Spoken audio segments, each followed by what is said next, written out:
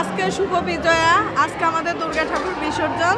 তো সেই কারণে আজকে দুর্গা ঠাকুর মানে বাবার বাড়ি থেকে শ্বশুর বাড়ি চলে যাচ্ছে। তো আমরা আর কি সিঁদুর খেলতেছি। আজকে তো বিজয়ের ঘন্টা। হ্যাঁ হ্যাঁ, বিজয়ের ঘন্টা। হ্যাঁ হ্যাঁ, সেই জায়গা থেকে একটু বলবেন কষ্টের জায়গাটা। আজ কষ্টের জায়গা বলতে মা আসছিল তার শ্বশুর বাড়ি থেকে হচ্ছে বাবার বাড়ি, তাই আমরা সবাই মিলে মজা করে পূজা করলাম। আজকে মার বিদায়, তাই আমাদের মানে কষ্ট লাগতেছে। এতদিন মায়ের সাথে আমরা খুব সুন্দর সময় কাটাইছি, হই হুল্লা করছি। আজকে মায়ের বিদায়, আজ মা শ্বশুর বাড়ি চলে যাবে। সবার জীবনে মঙ্গল বয়ে আসুক, আনন্দ বয়ে আসুক, এটাই। এবারে দুর্গা উৎসবটা কিভাবে উদযাপন করবেন? সবাই মিলে একসাথে সম্প্রীতির বন্ধনে হাসি খুশি। মায়ের কাছে কি চাইবেন? সবার জন্য মঙ্গল কামনা করেছি। মার কাছে একটাই চাওয়া, মা যেন আবারও প্রত্যেকবার এইভাবে আসে, সবাই যেন খুশি আনন্দ মনে মার পূজা প্রার্থনা উদযাপন করতে পারে। মার কাছে এই প্রার্থনাই করি, দেশের শান্তি আসুক, মা সকলের মঙ্গল।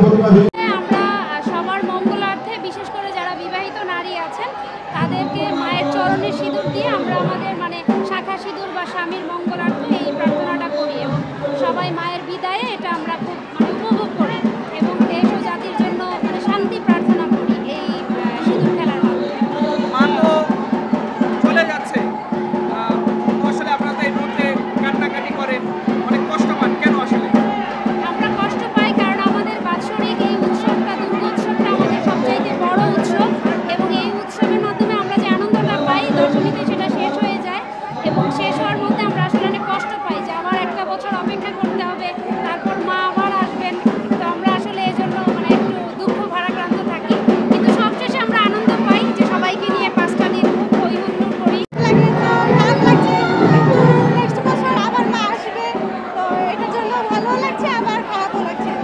খেলার মাধ্যমে আমরা মাকে বিদায় দিচ্ছি এবং আবার সামনের বছর মা আসুক, সেই মানে অপেক্ষায় আমরা সারা বছর থাকবো আর কি। আর সবার জন্য মঙ্গল হোক, এটাই আমরা চাই।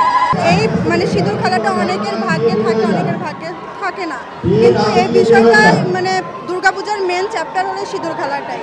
একটা বিবাহিত মেয়েদের কাছে সিঁদুর খেলাটা অনেক মানে ভাগ্যবান মেয়েরাই পায়।